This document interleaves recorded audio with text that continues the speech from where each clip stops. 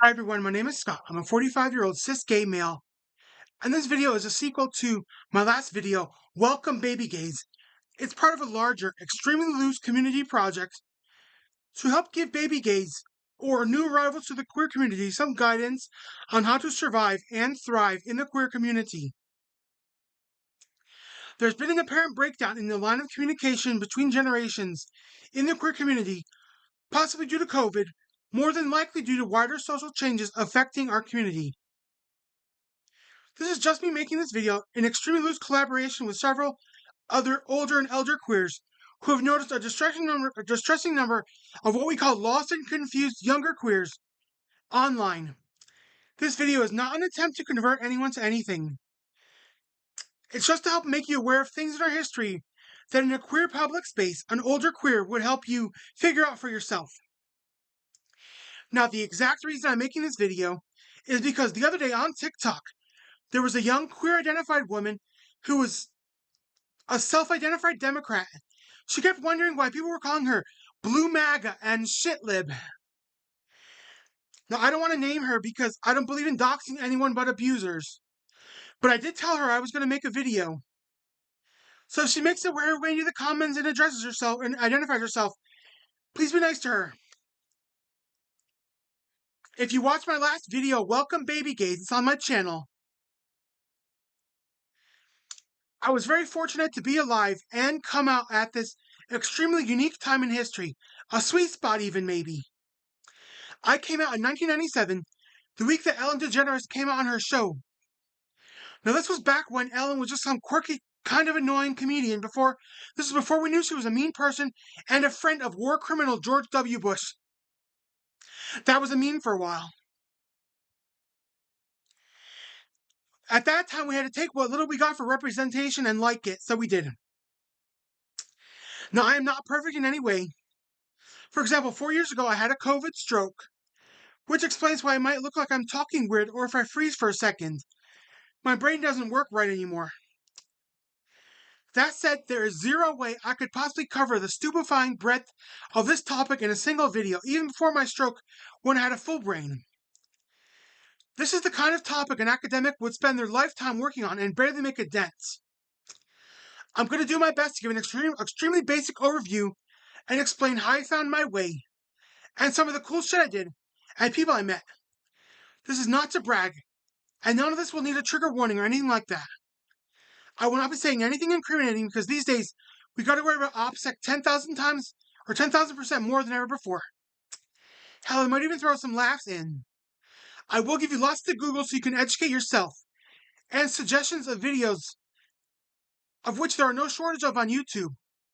We are lucky to live in like a queer golden age right now. So take some time and learn a little. You'll love yourself for doing it. Now, if things worked in our community as they have for decades, this would be stuff you'd learn in little dribs and drabs while interacting with other queers, but that system, quote unquote, which organically evolved, might be out of order, hopefully only temporarily. So let's use this as a band-aid and bootstrap one right now. If you're new to being queer, welcome. I'm designated to let you know that your identity is very political, so sit with that thought and listen to this video. Just for full disclosure, I'm a queer anarchist. I've been identified as an anarchist since high school in the late 1990s, mostly because I was bullied a lot and the only people who didn't bully me were fellow marching bandos and the punk kids who often trend anarchists. I'm going to try not to go too deep in those weeds with that because that's not an easy path to walk. It requires a lot of reading and hard work and sacrifice to thrive in that space. I'm going to do my best to walk a middle path, showing you lots of branching paths that you can Google or geek out on YouTube videos about. Because my ultimate goal in life is to help as many people as possible thrive, in whatever way that might be. Now, in honor of that poor woman, I want to define the words Blue MAGA and Shitlib. Now, each of these words itself is complex and layered. I'll help work through them as best I can. If you want to dig deeper, I'll give you plenty of breadcrumbs. I'm going to try to be objective because I don't want to betray any trust you might have in me. So speaking in generalities, Blue MAGA is a relatively new term. It's being used as a pejorative, and is generally for someone who has an intense, almost dogmatic adherence to the Democratic Party in the United States. Now, shitlib is a lot more complex and possibly upsetting, so here we go. Let's dive in. Many times, shitlibs overlap greatly with blue MAGA. Now, shitlib is a combo of the words shitty and liberal. I don't mean liberal in the same usage that MAGA uses for anyone who's not Nazi adjacent in 2025. They call everybody liberal who's like just to the tiniest bit left of them. In 2025, the way we leftists use liberal are the folks who basically practice social justice until it causes them some level of discomfort. Like basically, if you hold a sign that says, if Kamala won, we'd be at brunch, during a genocide that we are funding and pushing, that is quote unquote shitlib ideology in action. You know, Martin Luther King Jr. and Malcolm X both wrote at length on white liberals. They used the word moderates. And I encourage you to Google their thoughts and sit with them. And remember, they're not attacking you personally. Just read what they have to say and sit for a while and figure out what that means for you. I'm not going to tell you how to think because it's not very cool. When I first came out way back in 97, we had two political options, the Republicans and the Democrats. This was still at the very end of the AIDS pandemic. So if you know anything at all about how the Republicans handled the AIDS epidemic, things weren't great there, and unfortunately there hasn't been much change in the 28 years since. Back then it was not uncommon to hear things like, the Republicans want us all dead, because as any AIDS documentary will show you, that was pretty implicit in their words and inactions. I briefly flirted with the Democrats, but their politics were less than awesome for us then. And as the years went on, nothing I ever wanted for humanity was ever on offer for anyone. I'm not going to piss on the Democrats as much as I might want to, because there's plenty of others doing it better than I could, and I want this video to not be too long. So, writ large, queer politics aligns along two axes, assimilation and liberation. Queer liberation generally seeks to remove all systemic oppression affecting queer people. It's more than just seeking equality, but it's about fundamental societal change, making like a safe, welcoming world for all queers, whatever your letter. And if you ask 10 queers, any 10 queers, what liberation means to them, you're going to get 11 answers. Queer liberation is heavily aligned with leftist politics because those are generally more liberatory. That means things like socialism, communism, and anarchism. Because being generous and polite, the Democrats are not a leftist party. It's not unfair to say that America has two right-wing parties, the MAGAs and the Democrats. Assimilation was a no-go for me from the start because I've been a little sissy Nelly since I was a toddler, and it was obvious. As I said in my Welcome Baby Gays video, I was pretty ruthlessly bullied in school growing up, so I could never hide in the straight population or pretend I was straight. I've never been a fan of respectability politics because having been bullied into quitting church, I realized there was going to be a large amount of the population that would never respect or accept our existence. If you look into the history of queer assimilationist politics, you notice it's mostly for very white, cis, well-off queers. And they're often the first of us to throw trans folk under the bus, ignoring that without our trans folk there would be zero pride. When it came out, my quote-unquote gay mother was basically a black trans woman named Maxie. I will always ride or die for queers of color and trans queers because they are my family. They brought me into this world. You know, I saw what they went through and suffered, while us white cis gays had it much easier, though certainly not without struggle.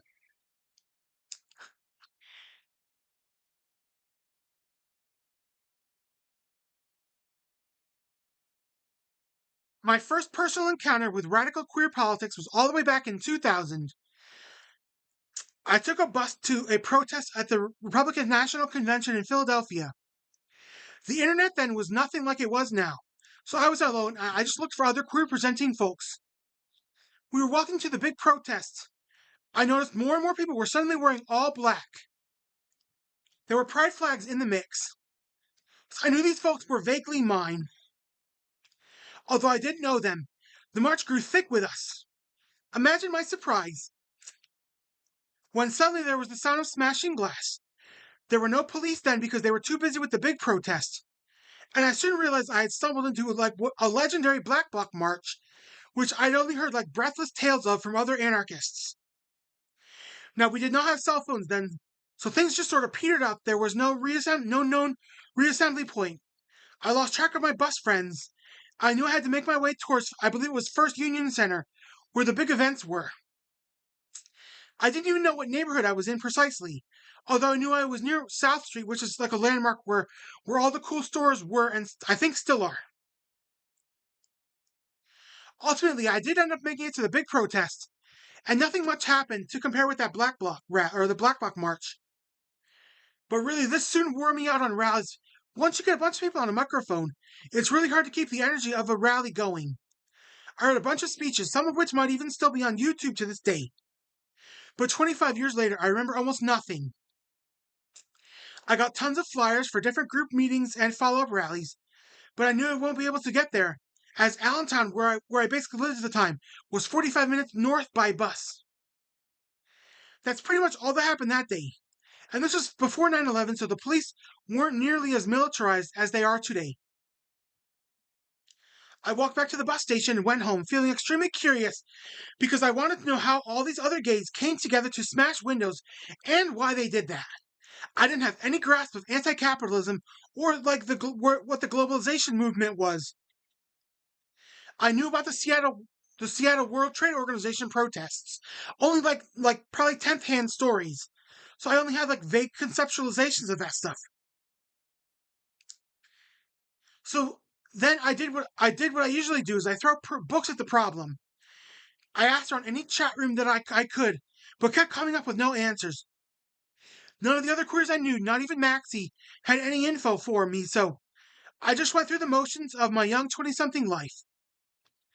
It was around the 2000 election that I first learned of Ralph Nader and the Green Party. Now, as I'm sitting here in 2025, back then, the DNC didn't offer us queers much but lip service even then. In 2000, the Green Party was allegedly the only party offering us anything close to equality. The internet then was still not very well developed, and political parties, especially the Greens, did not have anywhere close to the huge presence they have today. Even though I identified as an anarchist, I still believed we should vote Green, as many of my then contemporaries did. We all know how the 2000 election went, so I don't need to spend any more time on that. In the last 25 years, things have changed dramatically in ways I could never have imagined. I don't need to go into a blow-by-blow of each year in the intervening 25 years. In 2007, I somehow found myself living in the San Francisco Bay Area, and I was entirely on my own, only having internet friends to meet. Now, living in the Bay Area, you have to fucking hustle to pay rent. I decided not to get too involved in politics and just concentrate on living my life. Now, as the saying goes, just because you don't take an interest in politics doesn't mean politics won't take an interest in you. At this point, it was 2009, and I was riding the train home to my apartment in Oakland. As soon as the train doors opened, you can hear tons of police sirens coming from the surface nearly 50 feet above. I didn't think much of it at the immediate moment, but as I took the escalator up to the surface, I noticed more and more coughing, crying people, most of them black, and like a weird burny, citrusy kind of smell, which I knew to be tear gas. Once I got to the surface, every bus stop and surface you could possibly sit on was covered with crying, coughing people who had been tear gassed. My apartment was a block away from the BART station. There were tons of police around, so I just headed home. Once I got to my building, the lobby was full of many people, also crying and coughing because someone had let them in the lobby. I went to my apartment and logged into Twitter, and that was before Twitter was like the Nazi shithole it is now. I found out I had basically walked through the tail end of the first Oscar Grant riot. Before that, I had heard what happened to poor Oscar Grant. I knew the systemic evil issues that plagued. And I encourage you to Google his story or watch the movie Fruitvale. It never occurred to me to get involved with these people because at the time I did not know how to help with tear gas, and nobody ever directly asked me for help. In my mind, it was best to clear the area, And you soon learn to do that in a big city. Whenever any sort of ruckus happens and nobody asks for help, you clear the area. Now, my understanding on this has significantly evolved in the 16 years since then.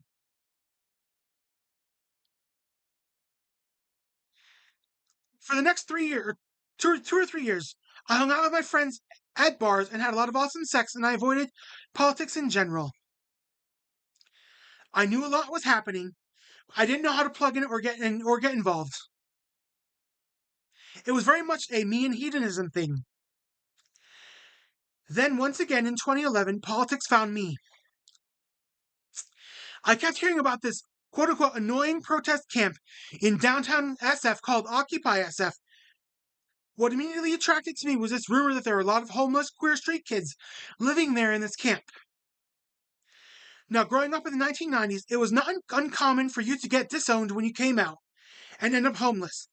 There were almost no queer homeless shelters back then. In 2011 in San Francisco, things were much different. I researched the Occupy Wall Street movement and Occupy SF in particular.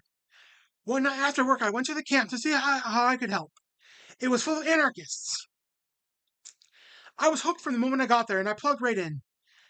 And there was God's work to be done.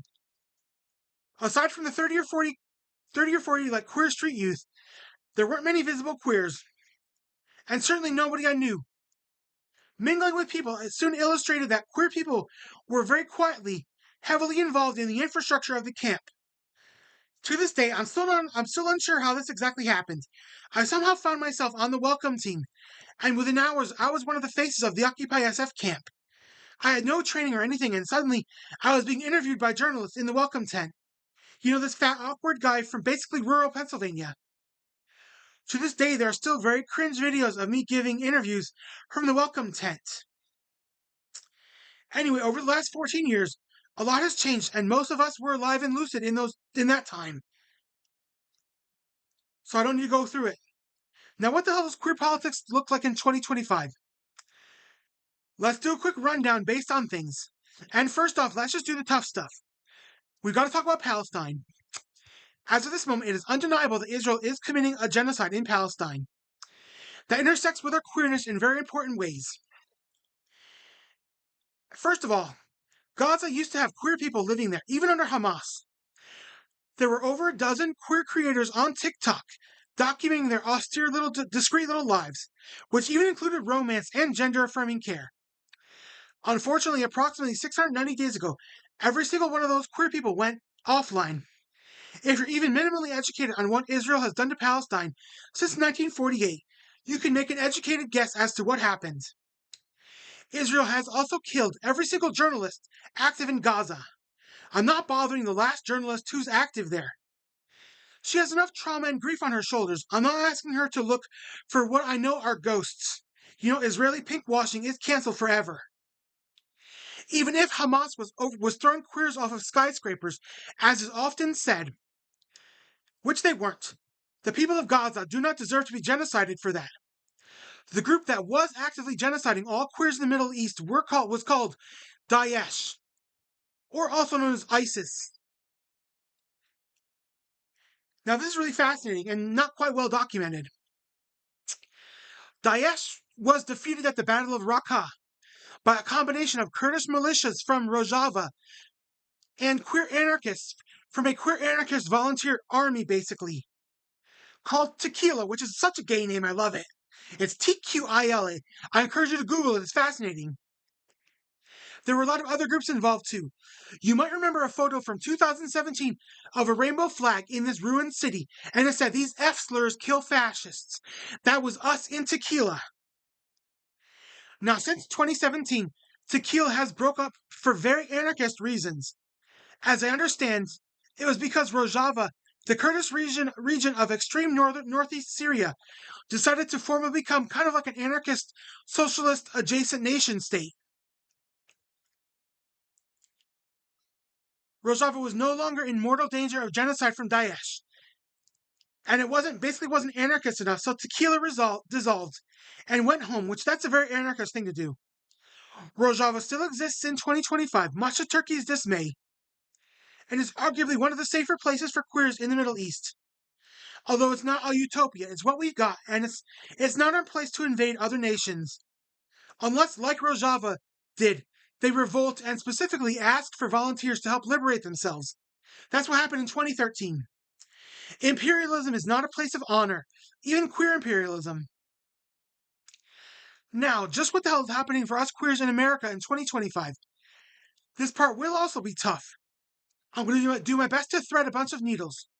I'm not interested in relitigating the 2024 election, as many much smarter, less brain damaged folks have already done that.